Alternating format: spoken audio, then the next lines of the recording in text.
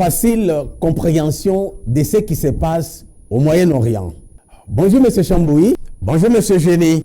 M. Chambouy, depuis le samedi 28 février 2026, le monde est secoué par la guerre ouverte entre la coalition israélo-américaine contre l'Iran. C'est l'Israël qui a ouvert les balles et puis l'Amérique lui a emboîté les pas. La riposte de l'Iran n'a pas tardé. Qu'est-ce qui est à la base de cette situation déplorable? Monsieur Génie, c'est ça la vie. Dans la vie, il faut s'attendre à tout.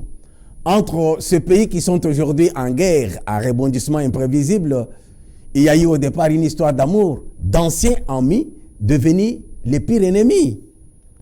De 1925 à 1979, Iran fut gouverné par deux chahs de la dynastie Pahlavi, Reza Shah Pahlavi et son fils Mohammad Reza Shah Pahlavi.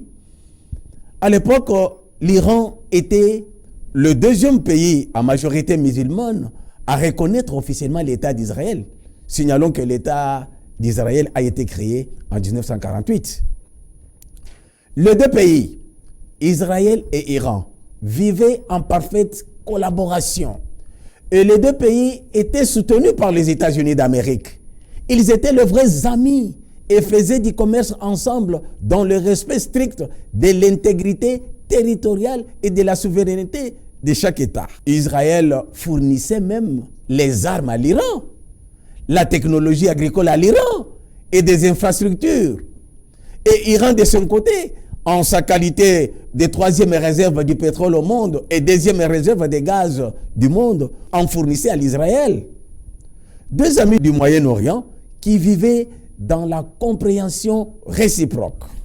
Mais tout a basculé en 1979 avec la révolution islamique en Iran. Les religieux qui ont pris le pouvoir ont instauré la République islamique. Les religieux reprochaient aux anciens dirigeants, donc les chiites, leur proximité avec l'Occident et ont remis en cause plusieurs accords. Les liens qu'entretenaient à l'époque les chiites.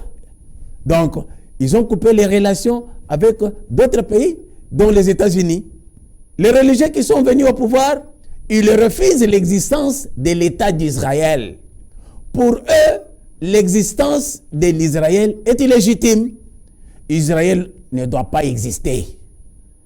Comme les États-Unis d'Amérique soutiennent l'État d'Israël, les détenteurs du pouvoir en Iran, donc les religieux qu'on appelle ayatollahs, qualifient directement les États-Unis d'Amérique de grand Satan et Israël de petit Satan. Donc, depuis l'année 1979, ils vivent en inimitié totale, pas d'entente. Et cette belligérance a poussé chaque parti à développer certains réflexes et comportements qui sont toujours mal interprétés ou mal jugés ou jugés de provocation par l'une ou l'autre partie.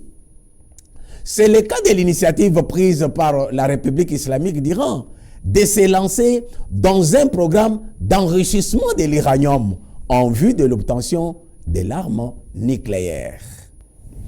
La République islamique d'Iran est un pays souverain. Où est le problème si, avec ses propres moyens, il organise son armée en renforçant son système de défense avec l'arme nucléaire, comme les États-Unis d'Amérique, comme la France, comme la Russie et d'autres pays, même Israël, il a l'arme nucléaire.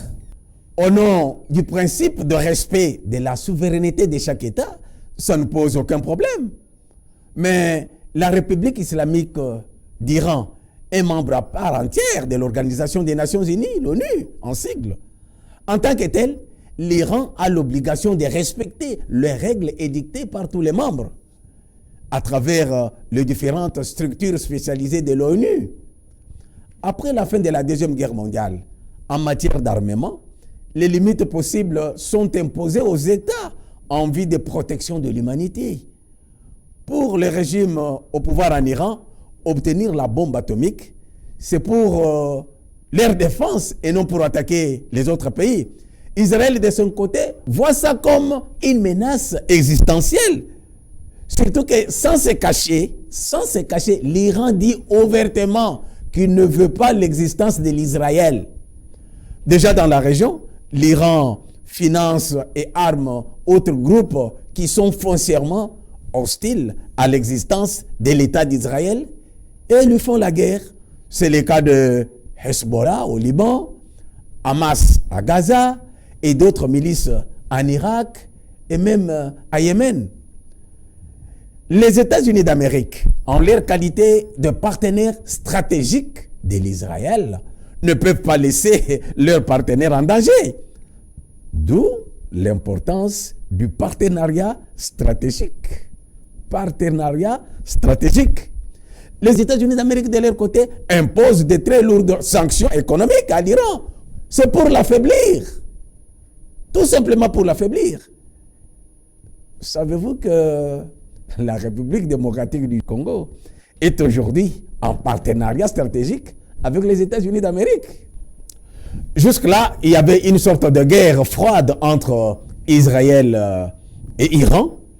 Iran qui utilisait les proxys, disons Hezbollah, Hamas et autres milices pour attaquer Israël. Mais depuis les bombardements en 2024 par Israël du consulat iranien à Damas, en Syrie, et la riposte massive de l'Iran depuis son sol avec plus de 300 drones et missiles et la guerre des 12 jours, la situation s'est dégradée du jour au jour jusqu'à ce samedi 28 février 2026.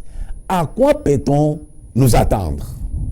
Signalons tout d'abord qu'en 2024, quand Israël a bombardé le consulat iranien à Damas, là nous sommes en Syrie, tuant plusieurs hauts gradés iraniens, la réponse iranienne à l'attaque avec des drones et missiles vers Israël n'avait pas fait de graves conséquences, car presque tout était intercepté grâce à l'aide de son partenariat stratégique avec les États-Unis d'Amérique, les Royaumes-Unis, la France et autres. Depuis 2024 jusqu'à ce jour, il y a eu beaucoup de moments de turbulence entre les deux pays. Iran lance des attaques de missiles sur Israël, après autre assassinat de ses leaders, et Israël riposte par des frappes sur des sites militaires. Donc, s'attirer de part et d'autre, de tous les côtés, jusqu'au cessez-le-feu annoncé en 2025, après la guerre des 12 jours. Aujourd'hui, en 2026, la situation inquiète tout le monde. Le samedi 28 février, la coalition israélo-américaine attaque l'Iran.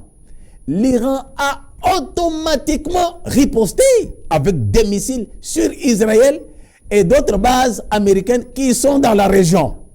Toute la région. Il y a eu des missiles qui sont passés partout. Koweït, Qatar, Émirats Arabes Unis. Donc, la région est en feu.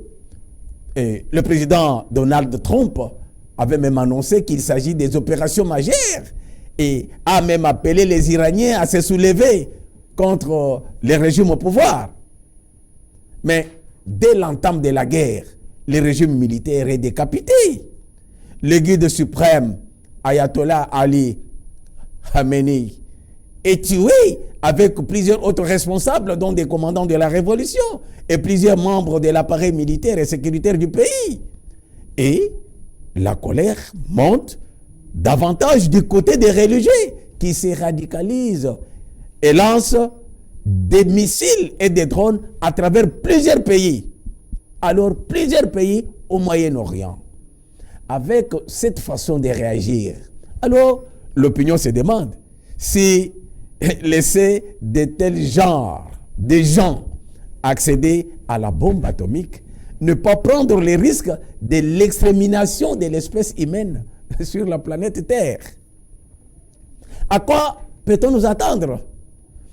Il faut tout d'abord retenir que quelqu'un qui veut se battre à mort pour gagner le paradis ou le ciel, selon sa propre conviction, est une force difficile à maîtriser. Mais une chose est certaine, les prochains jours vont redessiner la carte. L'économie mondiale et aussi la sécurité mondiale vont être impactées.